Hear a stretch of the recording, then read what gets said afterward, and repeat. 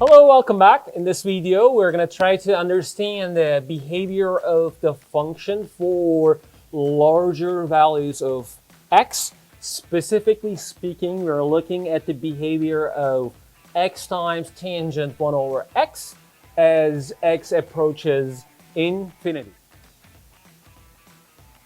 So we can really observe that as x approaches infinity, so while this term is going to approach, obviously, infinity, because x approaches infinity, right? So look at this term here. We have 1 over x, right? 1 over x, 1 over a large number is going to approach 0, okay? So we're talking about infinity times tangent of something really small, close to 0. So, well, we know the tangent function. We know the behavior of the tangent function at 0. In fact, tangent of 0 is going to approach 0. Okay? So in turn, this whole limit is going to approach infinity times 0. This 0 is, you should probably take this as a very small number, and you should take this infinity as a really large number. So the question is like, what is the product of a very small number multiplying a very large number? Again, this 0 is not the number 0 that we know from algebra. This, when we say 0 here or approaching 0, okay, what that means is that this 1 over x is approaching a very small number close to 0, but not 0. So a very large number multiplied by a very small number could be anything, okay, could be anything. Here's a quick just example for you to sort of like visualize what's going on here. I have 3 different functions, and I'm looking at the limits for these functions. Okay, I'm looking at the limit behavior of the products here.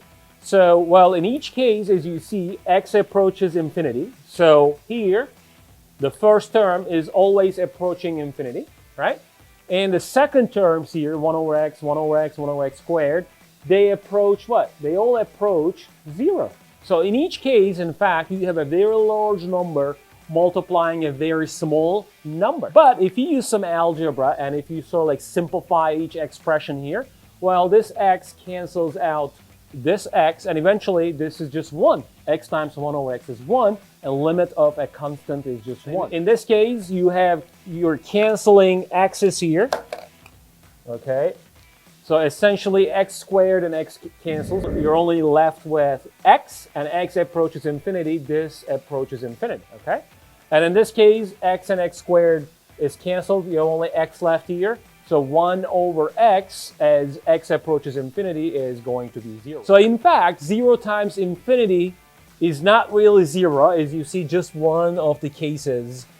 In just one of the cases, you got the limit behavior to be 0. In the other 2 cases, you got a number as the limit value 1, which is not 0, and you got doesn't exist. So infinity means like your limit doesn't exist. So you may run into the limit 0, limit a number, and doesn't exist. So we don't know at this moment. We can't really conclude here that 0 times infinity is 0.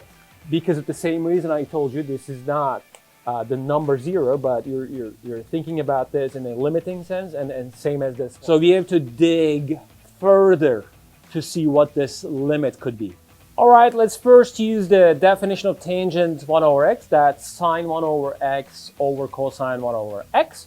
And why don't we use a hint given in the question? If we let x to be equal to 1 over t, then the limit operation is going to be on the t variable now.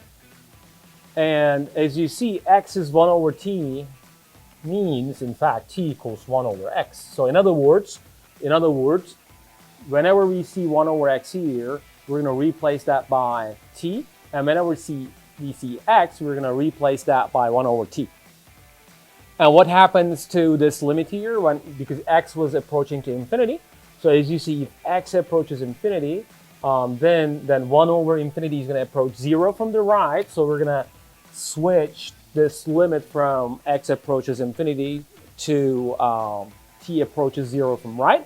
So I have sine t, I have cosine t, and this is going to be 1 over t. So the reason we did that is because if we convert this limit at infinity to the limit at 0, we can use some nice properties that we delved into in chapter 2, because in fact I can split this limit into 2 pieces, and both of which makes total sense because of the knowledge that we gained in chapter 2.